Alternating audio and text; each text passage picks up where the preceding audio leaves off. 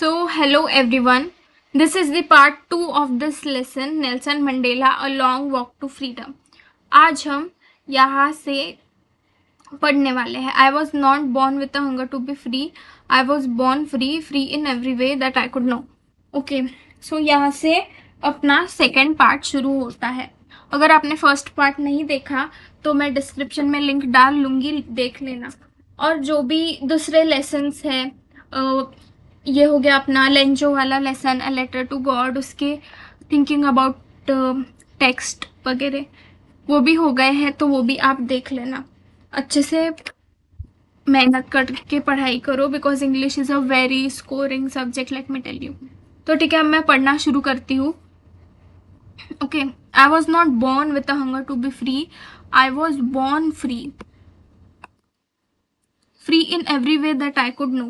Free to run in the fields near my mother's hut. Free to swim in the clear stream that ran through my village. Free to roast mealies under the stars and ride the broad backs of slow-moving bulls.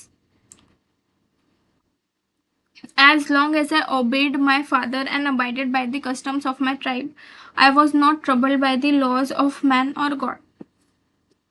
तो Nelson Mandela बोलते हैं कि I was not born with a hunger to be free, I was born free. जब मेरा जन्म हुआ था, जब से मेरा जन्म हुआ है तब से ही मैं फ्री हूँ. ऐसा नहीं था कि मैं बंद था, कैद था, या मेरे पास आज़ादी नहीं थी. एंड उसके बाद मुझे रियलाइज़ हुआ कि नहीं, मुझे आज़ादी चाहिए, मुझे आज़ादी चाहिए. मैं बचपन से ही आज़ाद था, मैं बचपन से ही फ्री था, बचपन से ही मेरे पंख खुले थे, है ना. मैं जो चाहूँ वो कर सकता था. मैं खेतों में दौड़ता था, और जो गांव के पास जो छोटी सी नदी थी या छोटी सी स्ट्रीम थी, उसमें मैं स्विम करता था, उसमें नहाता था, मैं उसमें तैरता था. Roast mealies. Okay, now what is this mealies? क्या है ये? What is this mealies? Mealies का मीनिंग है कि जो मेज का प्लांट होता है उसको मिलीज बोलते हैं. Under the stars and ride the broad backs of slow moving bulls. Okay, कि जो भी बुल्स रहते थे उनके ऊपर बैठना, उनकी सवारी करना, मेज का जो प्लांट है उसको रोस्ट करना, रोस्ट करके खाते होंगे शायद, आई डोंट नो. सो जो भी है, मैं हर चीज़ कर पाता था, मैं फ्री था, मैं कभी भी कैद नहीं था. As long as I obeyed my fathers and abided by the custom. हाँ, जब तक मैंने मेरे पापा की बात सुनी, मैंने मेरी मम्मी की बात सुनी, और जो भी हमारे रीति रिवाज थे, जो भी हमारे ट्रेडिशंस थे, जो भी हमारे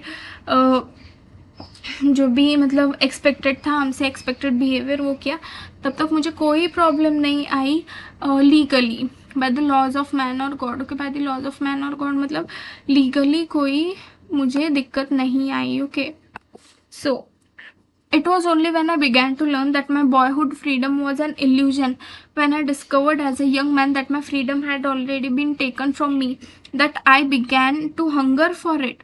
At first, as a student, I wanted freedom only for myself. The transitory freedoms of being able to stay out at night, read what I pleased and go where I choose. As a young man in Johannesburg, I yearned for the basic honorable freedoms of achieving my potential, of earning my keep, of marrying and having a family, the freedom not to be obstructed by a lawful life. तो जैसे जैसे मैं बड़ा होता गया, Nelson Mandela कहते हैं, जैसे जैसे मैं बड़ा होता गया, मुझे ये चीज़ रियलाइज़ होती गई कि जो मेरे पास फ्रीडम है वो फ्रीडम है ही नहीं. वो मतलब जो मेरा फ्रीडम था बचपन में वो मुझसे छीन लिया गया है. और फिर मुझे उस हंगर की भूख लगी. मुझे ऐसा लगा कि मुझे वो फ्रीडम मेरा वापस चाहिए. मुझे पहले लगता था आज़ादी से घूमना फिरना, तैरना, खेलना ये फ्रीडम होता है, पर रियल लाइफ में तो फ्रीडम ये होता है कि हम खुद के पैसे खुद से कमाएं, हम एक मतलब एक रिस्पेक्टेबल ज़िंदगी जिए जहाँ सब हमको इज़्ज़त की नज़रों से देखें, और हम जिससे भी शादी करना चाहे, जिससे प्यार करते हैं उससे शादी करें, उसके साथ हम टाइम स्पेंड करें, ये चीज़ मतलब इस चीज़ों में हमको कोई बाधा नहीं चाहिए. But then I slowly saw that not only I was not free but my brothers and sisters were not free. Brothers and sisters मतलब वही जो फेलो डार्क स्किन पीपल थे, उनको लगा कि सिर्फ मैं ही फ्री नहीं हूँ. ऐसी बात नहीं है, मेरे भाई बहन भी, जो मेरे रेस के लोग हैं, जो मेरे स्किन कलर के लोग हैं, जो डार्क स्किन लोग हैं, उनको भी आज़ादी नहीं है. वो भी अपनी लाइफ नहीं जी पा रहे हैं, उनको भी बहुत डिस्टर्बेंस आ रहा है लाइफ में. उन्हें कोई इज्जत की नज़रों से नहीं दिखता. सब हमारे मतलब हम सबको डिस्क्रिमिनेशन फेस करना है. I saw that it was not just my freedom that was curtailed, but the freedom of everyone who looked like I did.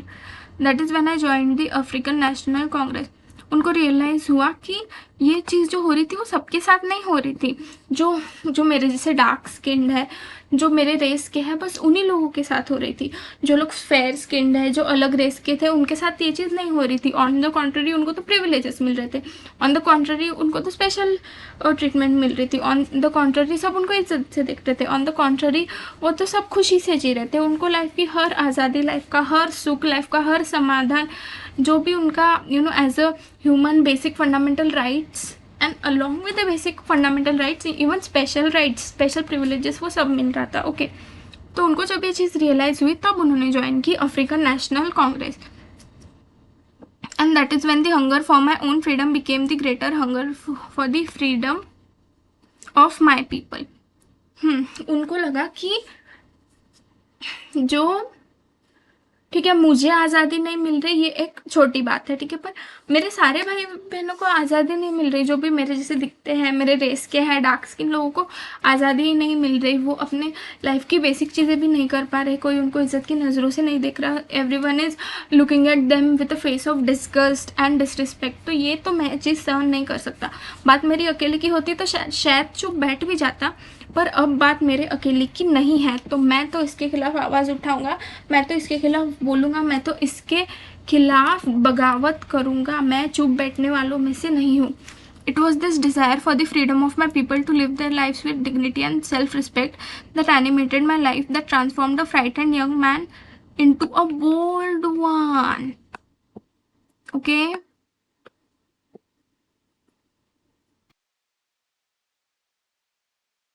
That drove a frightened young man into bold one, that drove a law-abiding attorney to become a criminal, that turned a family-loving husband into a man without a home, and that forced a life-loving man to live like a monk. तो वो क्या कहते हैं कि life में ऐसा कुछ हो गया कि मुझे मतलब मैं इतना सोचने लगा मेरे लोगों के बारे में कि मैं पहले भले ही बहुत डरपोक था, पर अब मैं लाइफ में बिल्कुल डरपोक नहीं हूँ.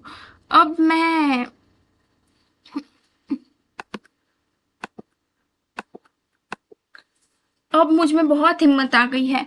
अब मुझे किसी चीज़ के खोने का डर नहीं है. मैं कुछ भी खो दूंगा, पर मेरे भाई बहनों की आज़ादी के लिए मैं लड़ूंगा. और पहले मैं बहुत डरपोक था, पर अब मुझ में बहुत हिम्मत आ गई है. That drove a law abiding attorney to become a criminal. तो मैं हमेशा एक मतलब कानून की राह पर चलने वाला, सारे रूल्स फॉलो करने वाला आदमी था, पर अब मैं भी क्रिमिनल बन गया हूँ, क्योंकि ये सिस्टम ही ऐसी बनाई गई है जो हमें न्याय नहीं देती. ऐसी सिस्टम जो हमें इक्वालिटी, जस्टिस, फ्रेटर्निटी, ये चीज़ें प्रोवाइड नहीं करती. तो इसलिए अब मैं बगावत करूँगा, मैं क्रिमिनल बनूंगा, मतलब not in a wrong way, पर मैं लोगों को आज़ादी दिलाने के लिए क्रिमिनल बनूंगा. That turn family loving husband to man without a home. कि मैं एक बहुत घरेलू आदमी हूँ, बहुत पारिवारिक आदमी हूँ, पर मुझे लाइफ एक मतलब ऐसे होमलेस की तरह. जैसे देखो कोई बगावत करता है तो ऐसे तो नहीं कि अपने घर से करता है, वो घर के बाहर निकल के करता है और फिर सब लोग उसको ढूंढते रहते हैं कि अरे इसने बगावत की, इसने इतना बड़ा कदम उठाया, इसने ऐसी हिम्मत की कि अब हमें इसे पकड़ना होगा. तो सबसे पहले वो उसके घर पे ही जाएंगे, तो वो घर पे थोड़ी रहेगा अपने, वो वो कहीं और जाएगा, वो कहीं और छुपेगा, वो तो भागता भागता ही फिरेगा ना, escaping his life from the police वगैरह। तो वही चीज़ है कि that turned a family loving husband into a man without home, forced a life loving man to live like a monk. He was living like a monk. Why was he living like a monk? क्योंकि उन्होंने ठान लिया था कि अब कुछ भी हो जाए, कुछ भी करना पड़े, मैं इसके खिलाफ लड़ूंगा. I am no more virtuous or self-sacrificing than the next man, but I found that I could not even enjoy the poor and limited freedoms I was allowed when I knew my people were not free. Freedom is indivisible. The chains on any one of my people were the chains on all of them. The क्या है? The chains on all of my people were the chains on me. I knew that the oppressor must be liberated. I knew that the oppressor must be liberated, just as surely the oppressed. A man who takes another man's freedom is a prisoner of hatred. A man who takes away another man's freedom is a prisoner of hatred. He is locked behind the bars of prejudice and narrow-mindedness. I am not truly free if I am taking away someone else's freedom. Just as surely I am not free when my freedom is taken away from me. The oppressed and the oppressor alike are robbed of their humanity. अच्छा, तो यहाँ अपना lesson खत्म होता है. तो यहाँ Nelson Mandela क्या कहते हैं कि जो सैक्रिफाइस करना है मैं करूँगा, मैं लड़ूंगा, मैं अपना घर छोड़ दूंगा, सब छोड़ दूंगा, हर चीज़ सैक्रिफाइस कर दूंगा, मैं आवाज़ उठाऊंगा, मैं लड़ूंगा, मैं संघर्ष करूंगा, मैं बगावत करूंगा, मैं क्रिमिनल तक बन जाऊंगा, पर आई विल मेक श्योर कि मेरे सारे भाई बहनों को वो फ्रीडम और जस्टिस मिल रहा है जो वो सच में डिज़र्व करते हैं. मैं कोई दूसरे लोगों से या ज़्यादा हिम्मत वाला या ज़्यादा महान या ज़्यादा सेल्फ सैक्रिफाइसिंग नहीं हूँ. मैं भी उन्हीं के जैसा हूँ, पर मेरे पास जो थोड़ी बहुत भी फ्रीडम थी वो भी मैं इंजॉय नहीं कर सकता. Just because of thinking the fact कि मेरे भाई बहन तो बिल्कुल आज़ाद नहीं है. उनको वो लाइफ में जो डिज़र्व करते हैं उनको वो मिल नहीं रहा है, वो चैन से सांस नहीं ले रहे हैं. देखो, जिंदा रहना मतलब सिर्फ सांस लेना नहीं होता. जिंदा रहने का मतलब है कि हम जस्टिस, मतलब हमारे साथ जस्टिस हो हमेशा, और हम हमेशा अपने डिग्निटी में जिए, सेल्फ रिस्पेक्ट में जिए, सब लोग हमको एक रिस्पेक्ट के नज़रिए से देखे. ओके, सो इसको बोलते हैं life Jeena. So life loving man to live like a monk. I am no more virtuous or self-sacrificing than the next man. But I found that I could not even enjoy the poor and limited freedoms I was allowed when I knew my people were not free. Freedom is indivisible. Freedom ये divide नहीं हो सकता. अब जैसे देखो, कोई लड्डू है, तो जैसे मैं लड्डू बांटूंगी थोड़ा थोड़ा, एक ही लड्डू है मेरे पास और मेरे समझो 4 फ्रेंड्स हैं, मैं थोड़ा थोड़ा बांटूंगी. मैं पिज़्ज़ा के स्लाइस बांटूंगी तो ये डिविजिबल हो गया. अगर मेरे पास 8 पिज़्ज़ा के स्लाइसेस है और 8 मेरे दोस्त हैं, तो मैं सब में एक एक पिज़्ज़ा के स्लाइस बांट दूंगी. ओके, तो ये डिविजिबल हो गया. पिज़्ज़ा स्लाइस क्या है? डिविजिबल है. बट फ्रीडम इंडिविजिबल है, तो मैं से लड्डू पेड़ की तरह उसको बांट नहीं सकते. एक पूरी चीज़ है वो. ऐसा नहीं है कि तुम कुछ चीज़ों की फ्रीडम दोगे और कुछ चीज़ों की नहीं दोगे, ऐसा नहीं. अब फ्रीडम का मतलब ये नहीं है कि तुम किसको मारते चले जाओ, मर्डर करो सबको, अब ऐसा नहीं. पर फ्रीडम मतलब अपनी लाइफ जीने का हक, अपना फैमिली के साथ रहने का हक, अपना जॉब करने का हक, जो भी पब्लिक प्रॉपर्टी है उसको इक्वल यूज़ करने का हक. ये क्या है कि रास्ता white skin people, fair skin people use कर सकते हैं, पर डार्क स्किन पीपल नहीं कर सकते. क्यों? वो भी तो गवर्नमेंट की प्रॉपर्टी है ना, किसी के पर्सनल प्रॉपर्टी पे तो नहीं हाथ मार रहे अपन. पर तभी भी ऐसा होता था. तो वो बोलते हैं फ्रीडम इज़ इंडिविजिबल.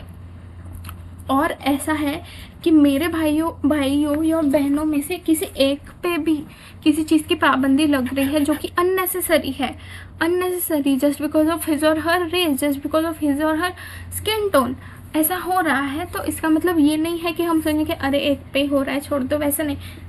एक के साथ भी अगर अन्याय हो रहा है, एक के साथ भी अगर इनजस्टिस हो रहा है, मतलब वो सभी के साथ अन्याय हो रहा है, मतलब वो सभी के साथ इनजस्टिस हो रहा है. और सभी के साथ इनजस्टिस हो रहा है, मतलब मेरे साथ इनजस्टिस हो रहा है।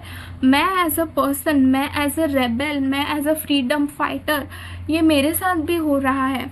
हम इग्नोरेंट नहीं हो सकते कि ऐसे नहीं, किसी के साथ हो रहा है तो हम उसको इग्नोर करेंगे कि हाँ छोड़ो ना, हो रहा होगा उसके पास, छोड़ो क्या करना है अपन को। नहीं, वैसा नहीं, हमको हर चीज़ों पे ध्यान देना पड़ेगा। हमको, हमारी संघर्ष की लड़ाई है, हम नहीं लड़ेंगे, हम अपने हक के लिए नहीं लड़ेंगे तो कौन लड़ेगा हमारे लिए? अगर हम ही नहीं लड़ेंगे तो कौन आएगा? कौन? कोई देखो अभी तक इतने साल हो गए, इतना ऑपरेशन शुरू है, इतना डिस्क्रिमिनेशन शुरू है, इतना बुरा सिस्टम चल रहा है, इतना भेदभाव है गोरे काले में, and all this stuff is going on. तो अभी तक तो कभी इन लोगों को रियलाइज़ नहीं हुआ कि ये गलत है, तो आगे जाके कहाँ रियलाइज़ होगा? हम इन लोगों के रियलाइज़ करने का नहीं वेट कर सकते कि एक दिन इन लोगों को रियलाइज़ होगा कि हाँ यार हम तो ये डार्क स्किन्ड लोगों के साथ ऐसा गलत कर रहे हैं, नहीं नहीं ऐसा नहीं होना चाहिए। ऐसा नहीं है, उनके रियलाइज़ करने तक हम वेट नहीं कर सकते। हमें हमें तलवार उठानी पड़ेगी, हमें ढाल बनानी होगी, हमें ही जंग लड़ना होगा और हमें ही अपनी दुनिया बसानी होगी। तो उन्होंने कहा कि जो भी है अपने हाथ में है, हम उनके रियलाइज़ करने का वेट नहीं कर सकते, या हम किसी और के आने का वेट नहीं कर सकते कि कोई आएगा और हमें बचाएगा। नहीं, हमें खुद को बचाना है, हमें खुद का मज़ेदार बनना है, हमें खुद की नैया पार लगानी है, हमें खुद की प्रॉब्लम का सोल्यूशन खुद निकालना है। सो ऐसा ये बोल रहे थे। I knew that the oppressor must be liberated just as surely the oppressed. Okay, देखो एक ऑपरेसर होता है, एक ऑपरेस्ड होता है। ऑपरेसर मतलब, ठीक है चलो अब कुछ लिख लेते हैं, इधर लिखती हूँ मैं थोड़ा सा। ऑपरेसर, ऑपरेसर मतलब जो अन्याय करता है, और ऑपरेस्ड जिस पर अन्याय अत्याचार होते हैं। ठीक है, तो इसमें जो ऑपरेसर थे इस केस में वो थे, कॉमा लिखते हैं यहाँ पे, comma,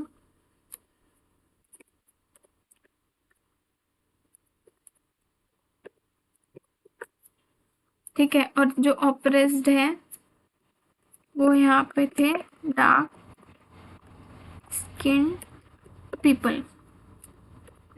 okay. So yes, so oppressor और ऑपरेस्ड, ओके। सो दोनों आज़ाद नहीं रहते। देखो जो ऑपरेस्ड होता है वो ऑपरेसर की कैद में होता है, ओके। पर ऑपरेसर किसकी कैद में होते हैं? नफरत की, प्रिजुडिस की। प्रिजुडिस मतलब, देखो प्रिजुडिस मतलब अपने मन में ये धारणा होना, कोई भी without any good reason, okay. Here it is written a strong dislike without any valid reason. जैसे देखो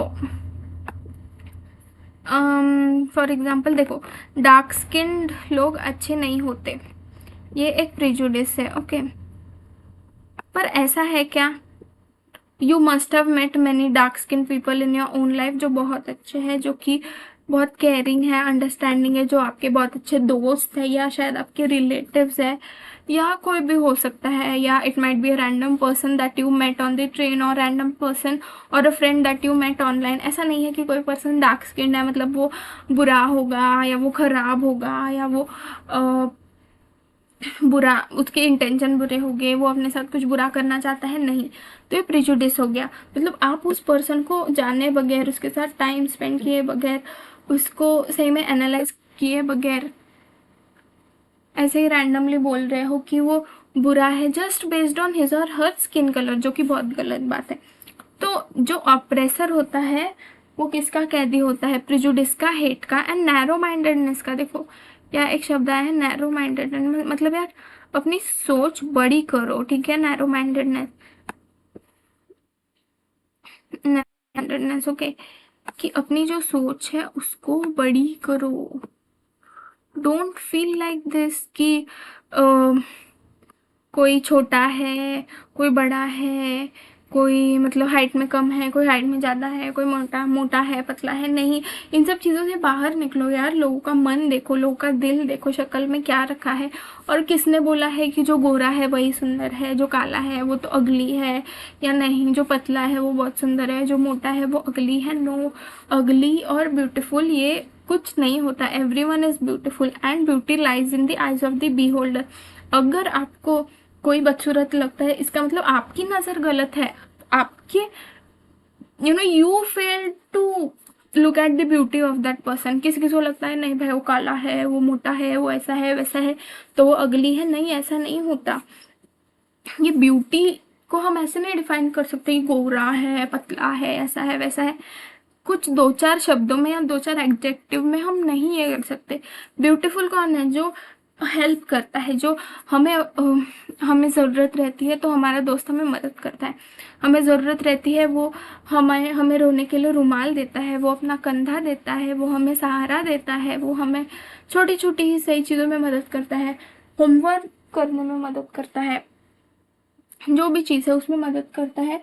तो वही एक ये है, ठीक है, कि किसी को किसी के लुक्स के बेसिस पे नहीं जज करना चाहिए। Don't be narrow minded, okay. I am not truly free. अगर मैं किसी और की फ्रीडम छीन रहा हूँ इसका मतलब मैं भी फ्री नहीं हूँ। तो और अगर कोई मेरी फ्रीडम छीन रहा है तभी भी मैं फ्री नहीं हूँ। दोनों are alike robbed of their humanity. दोनों भी जो है, जो ऑपरेसर एंड द ऑपरेस्ड, दोनों भी सेम वे में उनके पास ह्यूमैनिटी छीन ली जाती है। जो ऑपरेस्ड होता है, ऑपरेस्ड जिस पर अन्याय अत्याचार होते हैं, यहाँ है वो डार्क स्किन्ड पीपल, ओके। तो देखो ये जो मैंने बॉक्स में लिखा है ना, वो मैंने जनरल नहीं लिखा है, ये सिर्फ मैंने इस लेसन के अकॉर्डिंग लिखा है। ऐसा मत समझ लेना कि हर बार ही फेयर स्किन पीपल ऑपरेसर होते हैं और हर बार डार्क स्किन पीपल ऑपरेस्ड होते हैं, ऐसा मत समझना, ओके। तो देखो they are alike robbed of their humanity.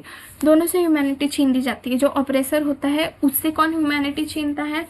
ये ideas such as hatred, jealousy, prejudice, narrow mindedness, ऐसा। और जो ऑपरेस्ड है उससे उसकी आज़ादी कौन छीनता है? उससे उसकी ह्यूमैनिटी कौन छीनता है? वो है ऑपरेसर, ओके। तो इसी से अपना लेसन ख़त्म होता है। ओरल कॉम्प्रीहेंशन चेक के क्वेश्चंस है, ठीक है। नेक्स्ट वीडियो में हम करते हैं इसको भी कवर, ओके। लिखे हैं मैंने, जल्दी बनाती हूँ वीडियो और अपलोड करती हूँ। थिंकिंग अबाउट द टेक्स्ट वगैरह भी आ जाएगा, ठीक है। अच्छे से पढ़ो, ये चैप्टर थोड़ा डिफ़िकल्ट है। बाकी के चैप्टर तो एकदम मक्खन की तरह हो जाएंगे, कुछ टेंशन मत लो किसी चीज़ के बारे में, ओके। सब हो जाएगा, कोई टेंशन नहीं लेना, बहुत अच्छे से हो जाएंगे आपकी board exams, okay. So yes, stay safe and we will meet in the next video. Till then, bye.